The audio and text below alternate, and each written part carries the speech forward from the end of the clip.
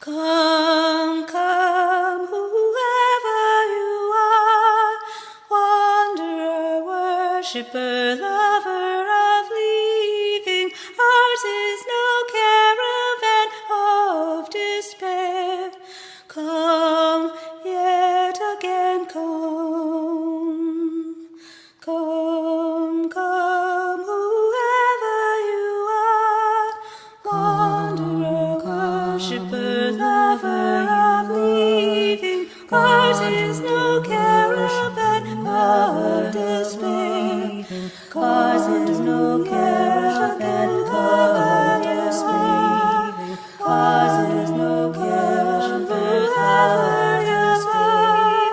Ours is no caravan of leaving. Ours is no caravan of despair. Ours is no caravan of despair. Ours is no caravan of despair. Ours is no caravan of leaving. Ours is no caravan of despair. Ours is no caravan of despair. Ours is no caravan of despair. Ours is no caravan of leaving. Ours is no caravan of despair. Ours is no caravan of despair. Ours is no caravan of leaving. Ours is no caravan of despair. Come, yet again come. You are welcome here. No matter your religious beliefs or lack of belief, you are welcome here. No matter your age, sex, sexual orientation, or gender identity, you are welcome here. No importa tu ciudadanía, tú estás bienvenido aquí. No matter your citizenship, politics, or relationship status. No matter your physical characteristics or health, you are welcome here. Whoever you are, wherever you are from, you are welcome in this place.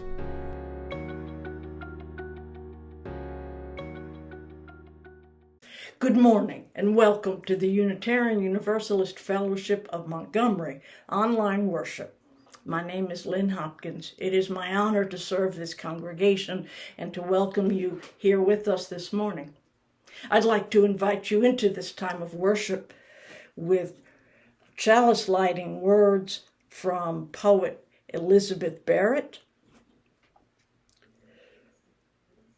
Intelligence has its foundation in science, but that is only the beginning. We can speak of carbon and oxygen, describe the formation of a planet, and trace the lines of evolution. We can follow the hominids as they descended from trees to walk upright and make tools. We can gaze through the water at whales and dolphins and wonder, but we cannot know what struck the spark that brought these minds to life. The answer lies beyond science, somewhere in the realm of spirit, perhaps even magic. The ineffable is intense, sometimes overwhelming.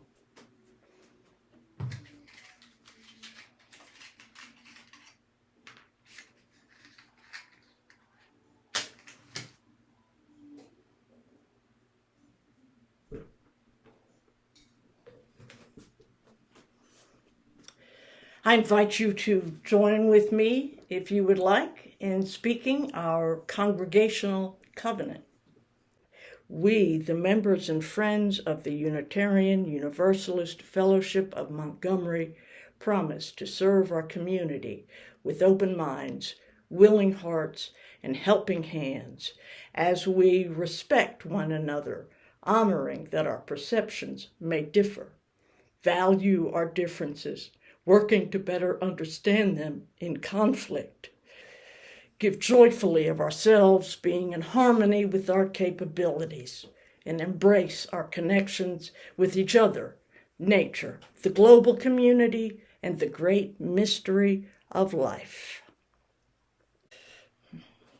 Now let's hear from Roger Burdett, our coordinator of religious education, with A Time for All Ages. Good morning and welcome to A Rainy Time for All Ages.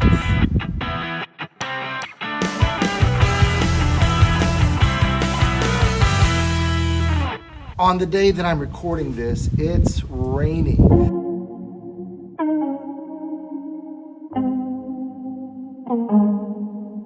There's a hurricane down in the Gulf. We have a lot of rain up in central Alabama. So I decided, hey, let's take advantage of that and we'll use rain as our theme. Yes, we're using our trusty old The Book of Virtues, compiled by William J. Bennett, published by Simon & Schuster, and Simon & Schuster has given us permission to use their book. Yes, we'll take a look at an old poet and a great poem, but how about something new? Trey Songz. If it were always sunshine, tell me, would you miss the rain? I kinda like the rain sometimes, every now and again. Oh, tell me how you'd feel if it were always the same. Cause in reality, love and happiness live next to pain. Trey Songz, the name is Rain, and let's look at those lyrics just a little bit. I kinda like the rain sometimes. Hey, we're gonna have rain. Cause in reality, love and happiness live next to rain. Our lives are all mixed up with a little love, a little happiness, a little rain, a little pain, and that gets me to the old poet, Henry Wadsworth Longfellow. He has this great poem called The Rainy Day. As always, the Book of Virtues has a little introductory text before this poem. Let me see what they have to say. Life calls for a variety of everyday fortitudes, facing life's realities. Its downs as well as its ups is one kind of daily courage we all must learn. I don't want to put too fine of a point on it. We get it. We're now living in some tough times. But we can do this. We can persevere. And I don't know who needs it. Maybe it's me, maybe it's you. Somebody needs encouragement. We can do this. Let's see what we can get out of this Longfellow poem. The day is cold and dark and dreary. It rains and the wind is never weary. The vine still clings to the moldering wall, but at every gust, the dead leaves fall, and the day is dark and dreary. My life is cold and dark and dreary. It rains and the wind is never weary. My thoughts still cling to the moldering past, but the hopes of youth fall thick in the blast, and the days are dark and dreary. Be still, sad heart, and cease repining. Behind the clouds is the sun, still shining. Thy fate is the common fate of all. Into each life some rain must fall. Some days must be dark and dreary. Let's hang in there. Let's hang in there. Fight the good fight. Stay encouraged. And that leads me to an extra today. From time to time, I like to feature some stuff from Nania Hoffman, who is the founder of Sweatpants and Coffee. She has some pamphlets, she has a website. I got in touch with her and she did give us permission to use her material. And here's a little meme that I thought was relevant to today's time for all ages. I love coffee and rainy days and the sound of people not talking to me. Hey, we need people, but sometimes we need peace. And we have our rainy days. I hope you're finding excellent ways to stay positive and work through all this. Bless you. Have a really good week.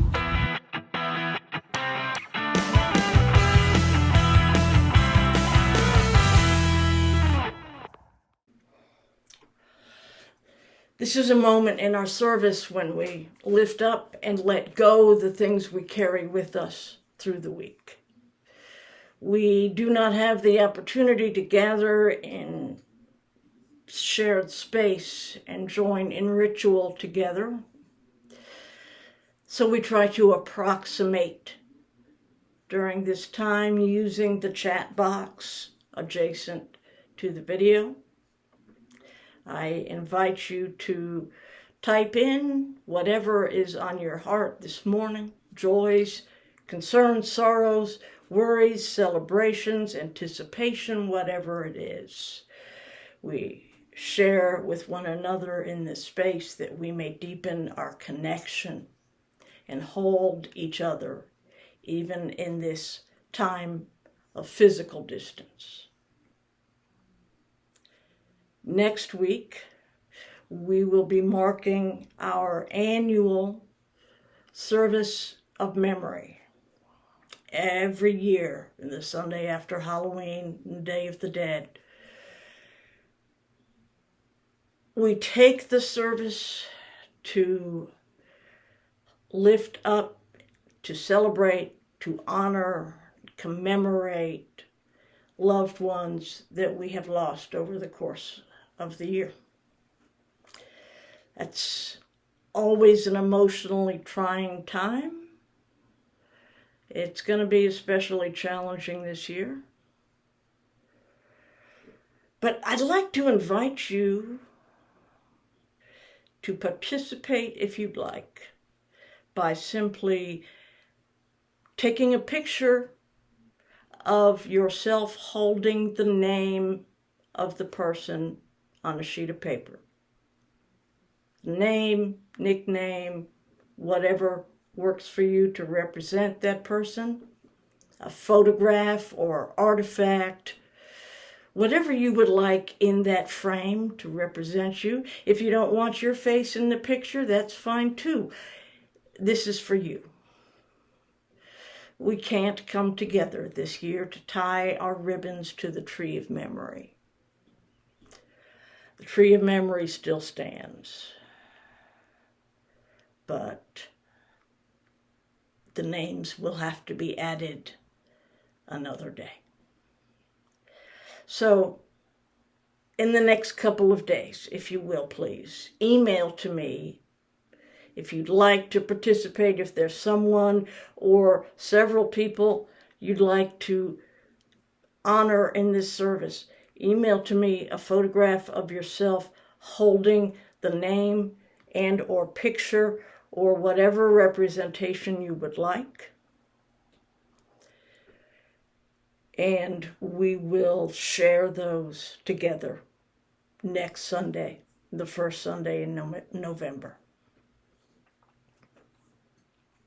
Now, let's hear the music and be together in this space of sharing.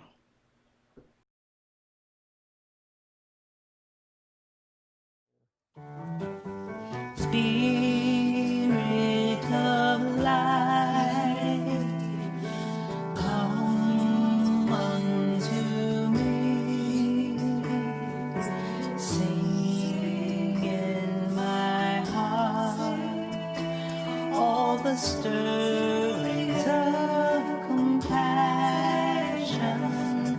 flow with the wind, rise in the seas, move in my hand, giving light a shape of justice, roots hold me close, waves set me free,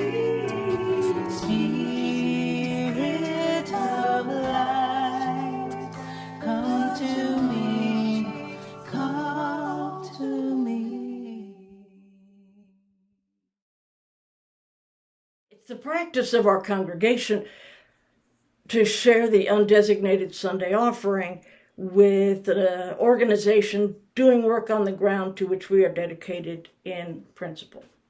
Now, this year, clearly, all this physical distance has been difficult. Normally, during the month of August, we fund the Minister's Discretionary Fund. It's a way that your contributions can be used to help members of your community.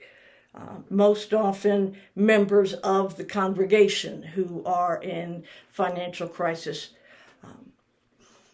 Right now, the need is escalating, and I've had a number of requests over the past couple of weeks. As unemployment or reduced employment extends, and people face mounting expenses, I expect the need will increase. And I know that those of you who have the resources to be of support want to be able to help members of your congregation. So for this quarter, October, November, December, we're going to use the Share the Plate to fund the Minister's Discretionary Fund, try to replenish those resources so that you can equip me to direct those funds in a way that will alleviate the suffering and ease the crisis of members of our community.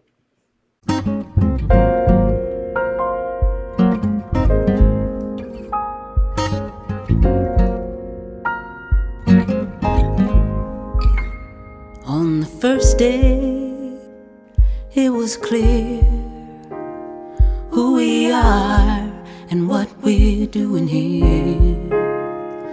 But in time, we seem to have lost our way. Or we can still find the truth today. We can still find the truth today. There is one heart beating in all of us. There is one truth and there is just one love. Nothing human hands can do or make will change the fact that truth doesn't have a face and God doesn't need a name. On the first day, it was clear who we are and what we are doing here. But in time, we seem to have lost our way. Or we can still find the truth today. We can still find the truth today. Find the blessing in each moment. Learn from where you've been to know where you gotta go. The beauty in creation is self-evident. You can see truth any place, 'cause it's always been the same. On the first day, it was clear who we are and what we're doing here. Oh, in time, we seem to have lost our way. Oh, we can still find the truth today. We can still find the truth today. Free your mind of all possessions and feel the weight of every word you say. Know that your thoughts are filled with power and that the truth can't be replaced. That God doesn't need a name. On the first day, it was clear. It was clear who we are. What we're doing here, what we're doing in time, we seem to have lost our way, but we can still find the truth today. We can still find the truth today. It's right inside you. It's inside me. It's every little thing you see. Yeah.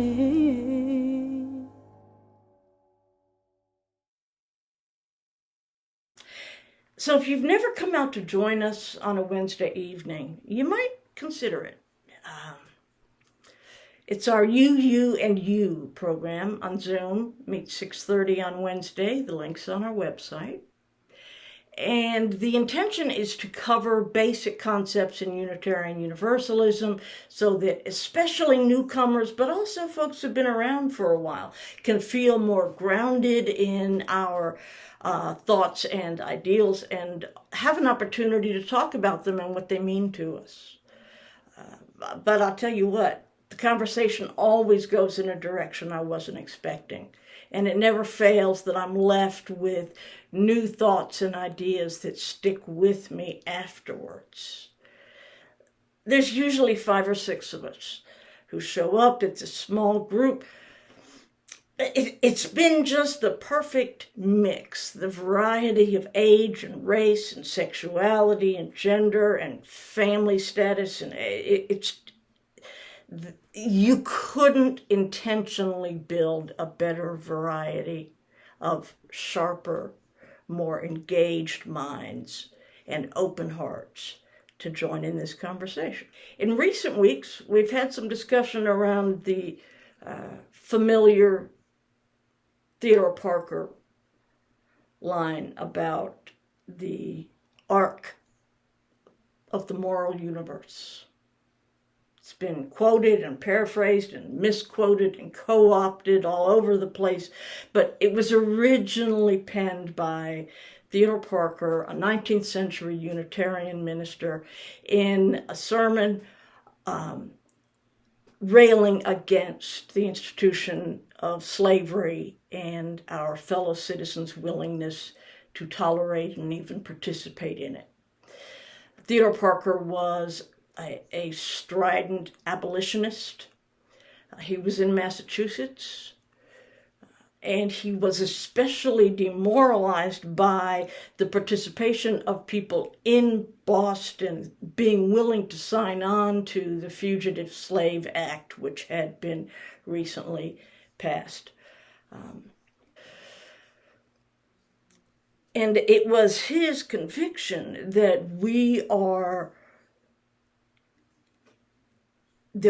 obligated to disrupt injustice, even if violence is necessary.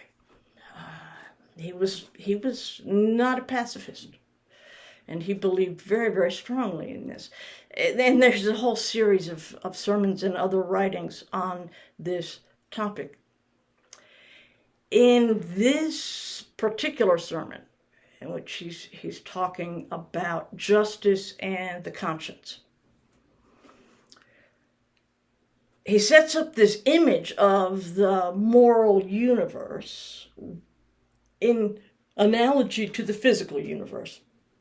You remember where this is in time. This is an age of enormously rapid scientific discovery. This is the Enlightenment. And he's pointing out that everything we know about the physical universe we learn by observation, touching, experimentation. And what he's suggesting here is what we know about the moral universe, the universe that would be represented in his language by the idea of God. What we know about the moral universe is discerned not by physical observation, but by conscience. He regards our conscience as being implanted as an incarnation of divine spirit.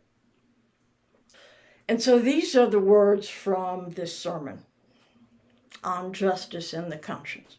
I do not pretend to understand the moral universe. The arc is a long one. My eye reaches but little ways. I cannot calculate the curve and complete the figure by the experience of sight. I can divine it by conscience. And from what I see, I am sure it bends toward justice. Now, of course, this contention is not uncontroversial, and there are those who are quite convinced that there's mounting evidence to the contrary. But personally, I'm all in with Parker on this one. See, Parker's taking a long view of history. Bear in mind that even as on Sunday after Sunday he is preaching on the evils of the institution of chattel slavery and the responsibility of people of faith to resist and rise up against it, he's talking about a practice and an institution that had been a part of the existing European occupation culture on this continent for more than 200 years by then. He's taking a long view of history. Because even though he is watching as circumstances and legal precedents are accelerating and deepening the abyss of what he sees as evil in his own land, he still believes. The arc is a long one, but from what I can see, it bends towards justice. I am sure, he says, it bends towards justice. And Parker was not unaware of all the various ways in which human beings abuse other human beings. But see, for him, again, analogous to the physical universe, just like in nature, sometimes violent stuff happens, disruption and destruction. And he saw this as human failings from which we could recover and rebuild. Part of that arc. Science always gets it wrong at first. We don't actually know anything until we've believed a number of things that turned out to be not true. It corrects itself over time.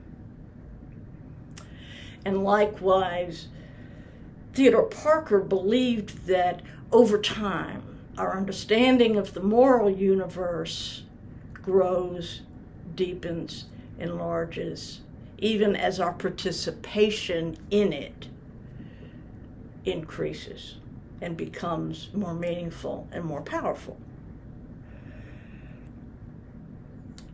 There is a writer you may know who posed a similar notion. A few years back, Steven Pinker published The Better Angels of Our Nature, in which he is telling us how this is, in fact, the least violent time in human history. That feels counterintuitive. His work is thoroughly researched, and he comes at it from a variety of different perspectives. And he's able to show in this work, it's a massive work. I'm the first to admit I have not read every word on those 800 pages. But he's able to show us how in history we see the Holocaust was not a new horror, but in fact the 20th century, for all its horrific acts of violence, was the least violent in human history so far. It's easy to believe these days that we are sliding into an abyss.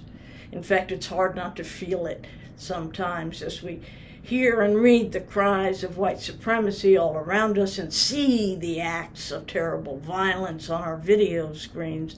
How can we not feel as though it's all coming to a terrible end? We know the social factors that created this administration brought it to power, that gave voice to these expressions of apathy, violence, and white nationalism. The conditions that created this have been a undercurrent in the American culture since there's been a nation here. But really, as a vital political movement, I think that what we're seeing now begins in the start of the Tea Party, which evolves into a racialized class ideology. The modern Tea Party movement begins 2009-10. That's when it really started to take on this racialized class ideology, the demonization of poor people that was interwoven with a demonization of non-white people in a way that conflated economic class and ethnicity, race. It's not a new thing, but in our modern political life, that's really when it took hold, as folks started getting elected who brought that ideology into the national discourse and began a cascade of events that bring us to the 2016 election.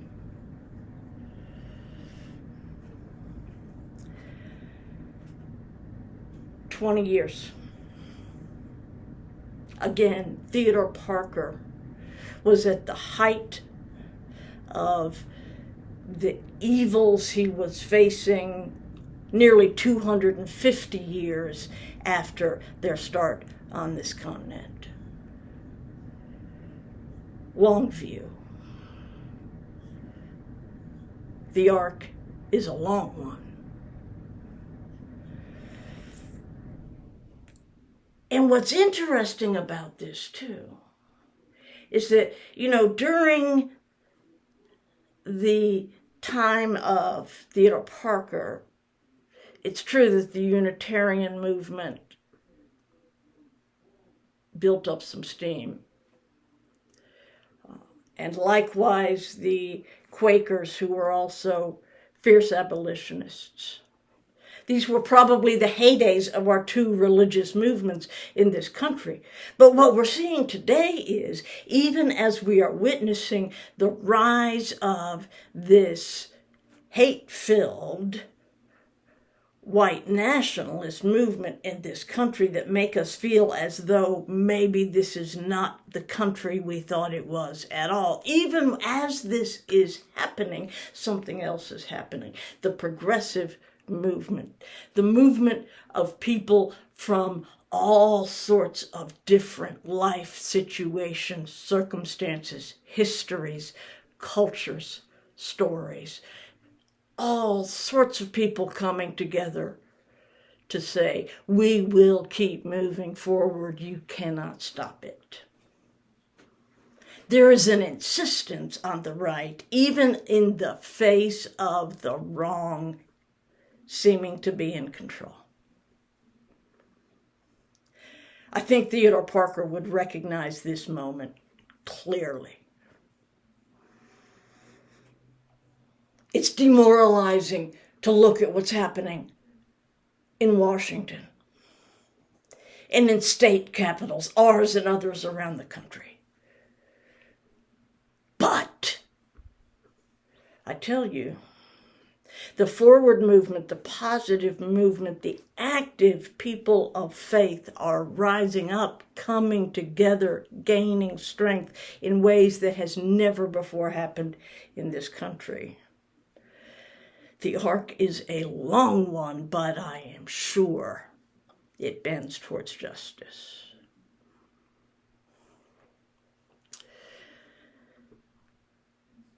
When I was a child, Because honestly, I have to come back to my own lived experience to take a hard look at anything. When I was a child, this was a different world.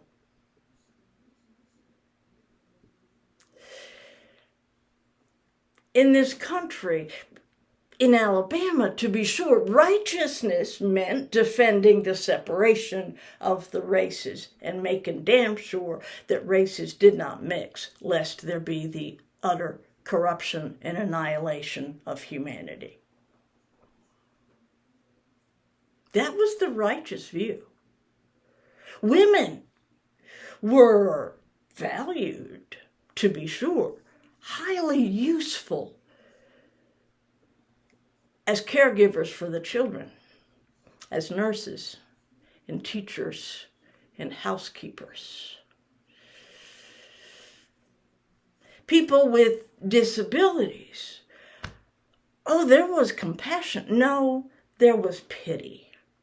People with disabilities were pitied, but their sad plight excluded them from any opportunity to have a meaningful role in society.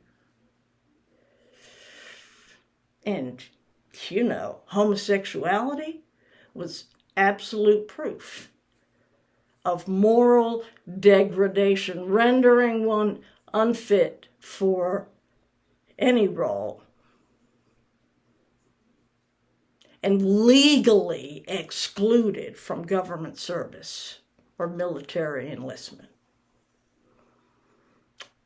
There were 2 junior high schools in the district where I grew up, both of them named after people who would have been prohibited from teaching in those schools because of their sexual depravity: Walt Whitman and Stephen Foster. I'm not that much older than 50, okay? The span that we have come in 50 years is staggering.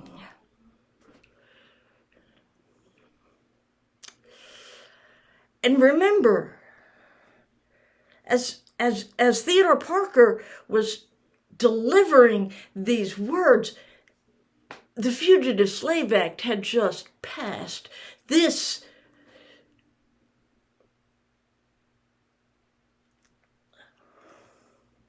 the crescendo of racist violence had reached a peak in this country. But he knew that the arc is long, and he said, I am sure it bends towards justice. Theodore Parker was no dummy. He knew how corrupt human institutions tend to be. And he talks in his sermon about the emergence of new religious movements. He comes out from the line of the Puritans.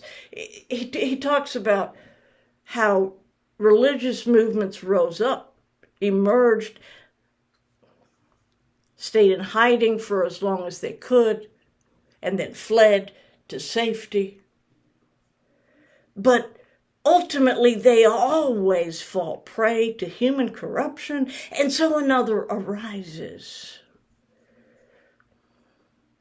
But it's not just cyclical. There's an arc. It stretches out beyond what we can see.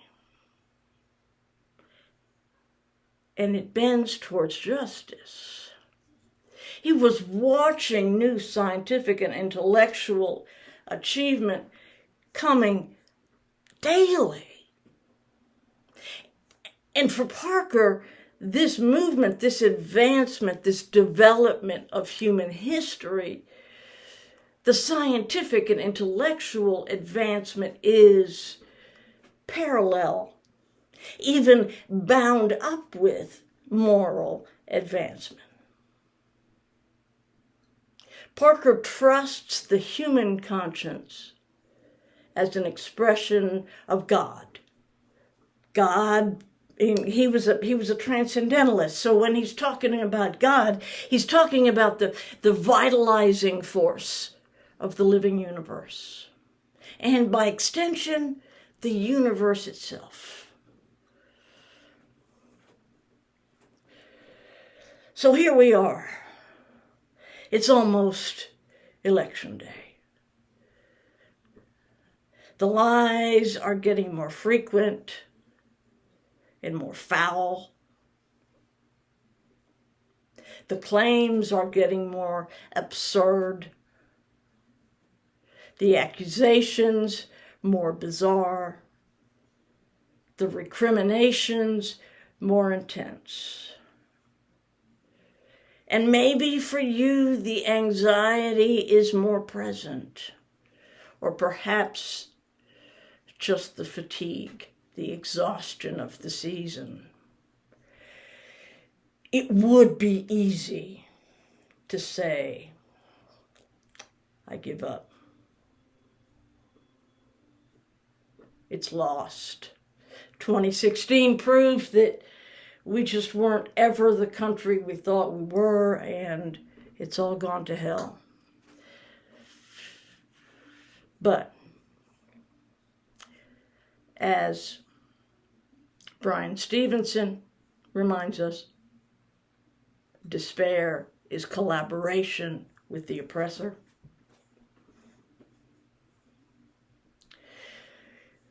The life that we live is a very short segment of the arc.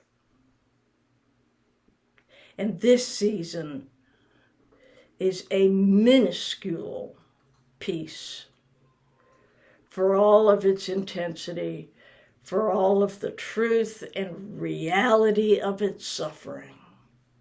It is a minuscule bit in the story of the truth that we are making. The truth that Theodore Parker would say is in the will of God. That Steven Pinker might tell us is revealed by social science. The truth that I believe is coming not inevitably and yet still assuredly. We plant trees whose fruit we will not eat.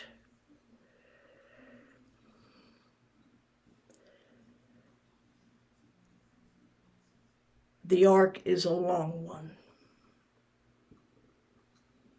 But from what I can see, I am sure it bends towards justice.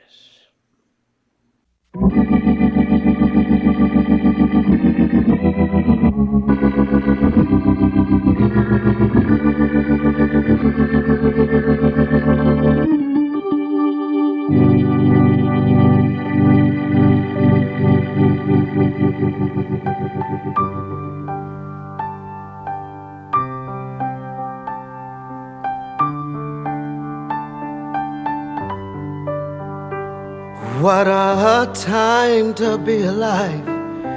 What a time to be alive. The revolution has come. What a time to be alive. What a time to be alive. When we stand up, we already won. What a time to be alive. What a time to be alive. The revolution has come. What a time to be alive. When we stand up, we've already won. People all over the world are standing up, saying we ain't gonna take it no more.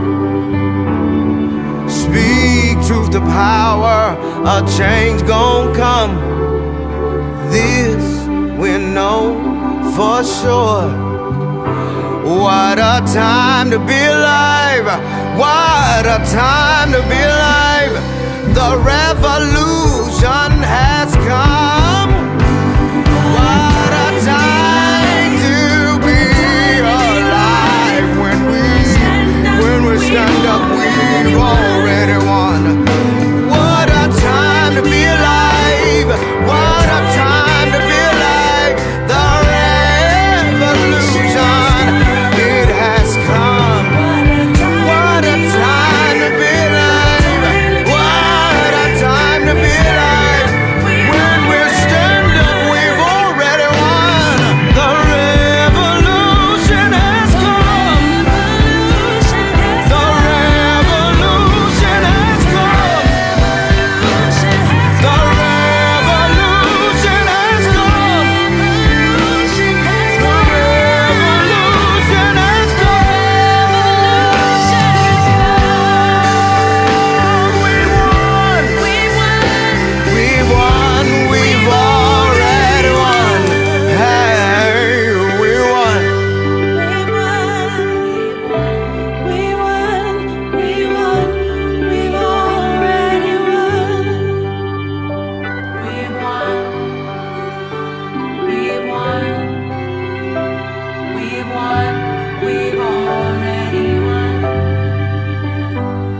Oh, the revolution has come.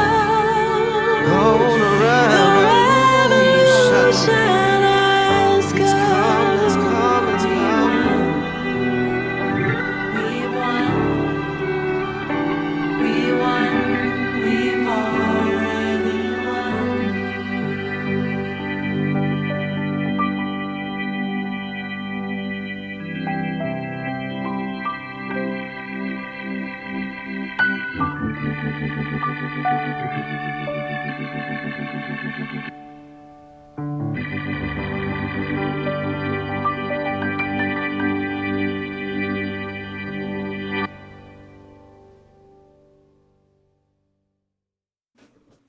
If you drive by the Fellowship Building, notice on the west-facing side of the street sign, I have put the claim that I believe so deeply in my heart. You are not beaten until you give up. What a time to be alive. When we stand up, we've already won. Join us for second hour discussion. The link will be in the comments here, and it's also on the front of our website. Remember to send me photos for the memorial service next week. I'll get your reminders in your email as well. Join Todd Robinson talking about our political system on Monday nights. Join Roger for the walks on Monday and Wednesday. Come out with me on Wednesday night on Zoom, 6:30, you and you. All of that information is on the front of our website. So for now, our service has ended. May our service begin.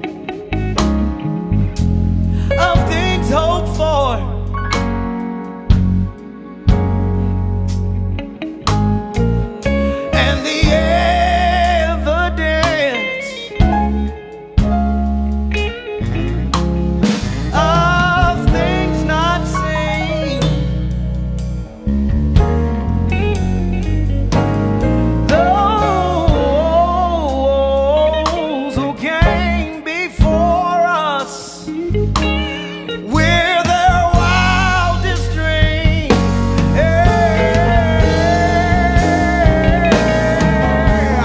I believe they're going. I believe. Hey, I believe.